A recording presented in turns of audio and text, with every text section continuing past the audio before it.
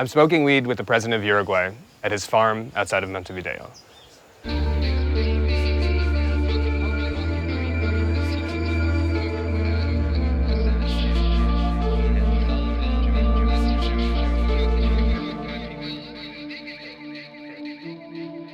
Last year, Colorado became the first state in the US to legalize recreational marijuana. But here in Uruguay, the government is getting ready to legalize and regulate weed across the country from seed to smoke. So we came here to figure out how they're going to pull this off. Is it going to be a smoker's paradise or an overly regulated cash crop for the government?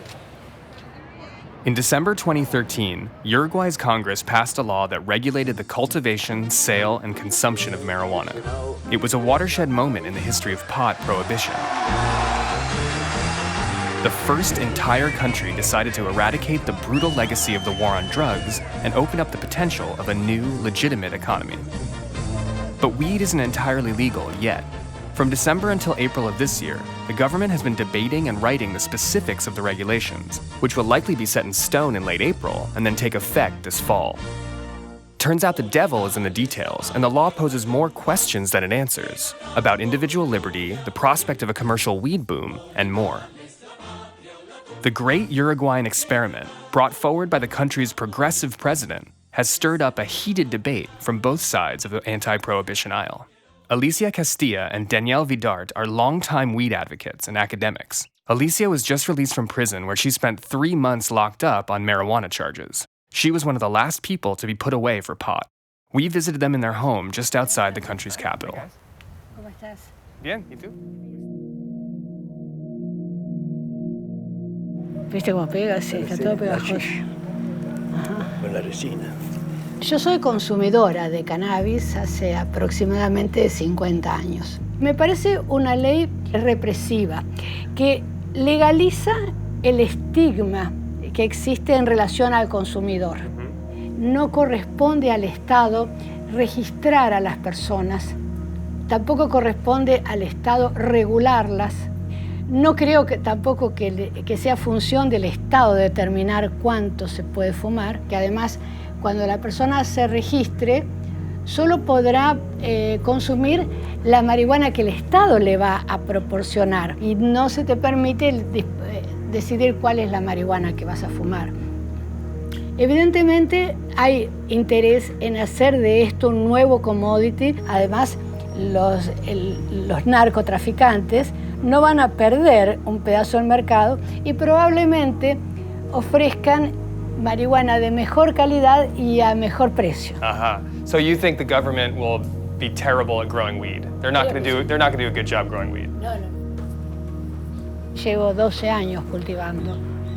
That's so good. Yeah, that's Here fun. is a very big bag. Oh yeah, those are big. Esto que yo estoy haciendo ahora es un delito.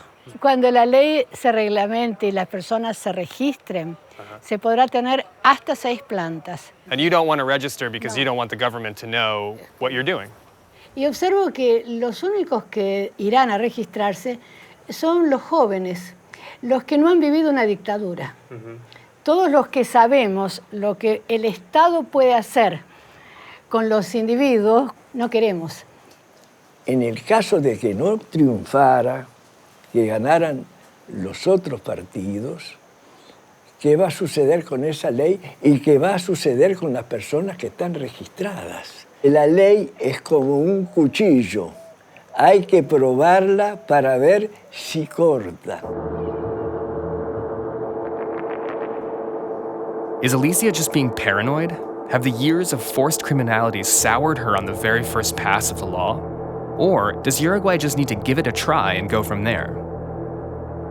The big question is, how does the concept of individual liberty rub against the government's desire to regulate the rollout of full legalization? We went to the office of Julio Calzada. He's the Secretary General of the National Commission of Drugs, the guy who's actually writing the regulations.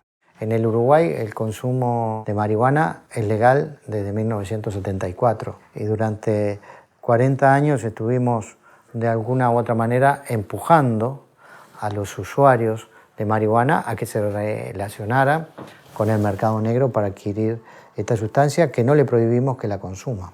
Queremos minimizar la posibilidad de que las personas recurran a formas ilegales y tenemos varias herramientas. Here's how Secretary Calzado's office has crafted the rules. If you're over 18, there will be 3 ways to get your weed. 1, grow it yourself, and if you do, you'll be limited to 6 plants. 2, buy it at a pharmacy. You can only buy 40 grams a month, and the price will be fixed at $1 a gram. And 3, you and a couple friends can form a club to grow up to 99 plants for your own personal use. Medical research and development will be spearheaded by the government.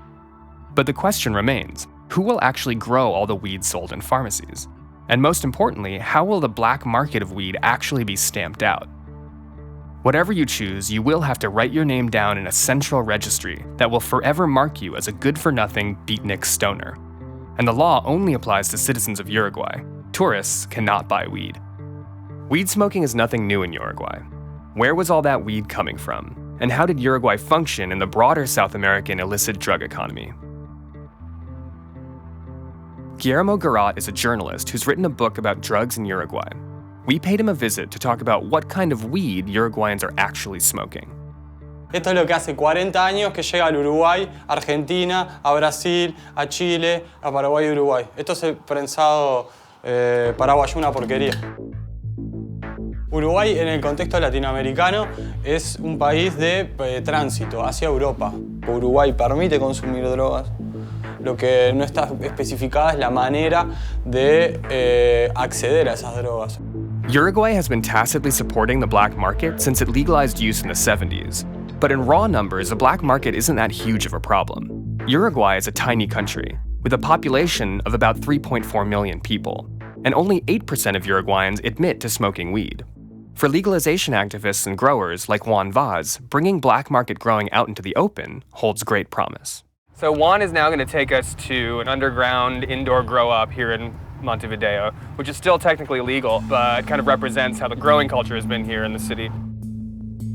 So this right here is Paraguayan shit brickweed, and it's like really the only stuff that you can find on the street. So one of the reasons why legalization is so hot right now is because people want to get better weed, and what better way of doing that than growing your own?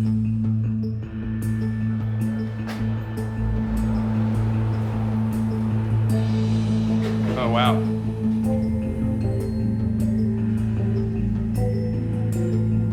About 30 plants? I mean, this is still illegal. It's not regulated. If the cops came here, they will take all the plants, but the judge will let us go. Esto es un Sea of Green. Desde semilla es multivariedad. Nosotros podríamos adaptar el setup a 6 plantas más grandes. En vez de estar en 10 litros, ponerlas en 40. Otra de las concesiones que debemos hacer para integrarnos a la regulación. The freedom of legalization and the restrictions of regulation are, in some ways, 2 sides of the same coin. We left Montevideo and headed out to Carnaval at the beach town of La Pedrera to see what young people think about registering with the government.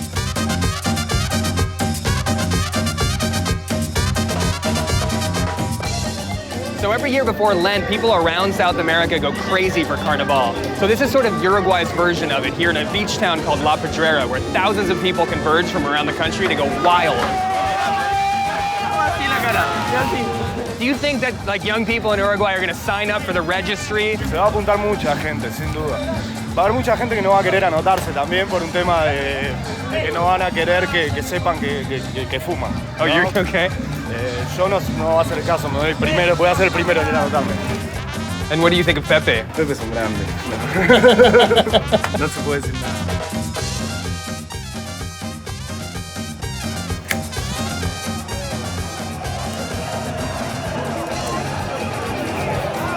No es la mejor. Sí, no es la mejor, pero esta marihuana. Lo que pasa es que fumamos bastante. Si fumas todo el día está bien. Weed is going to be legal, and the kids were going apeshit. The carnival partiers didn't seem to care at all about the stigma attached to registering to buy weed, and much of their celebration was about the potential of getting better weed to smoke.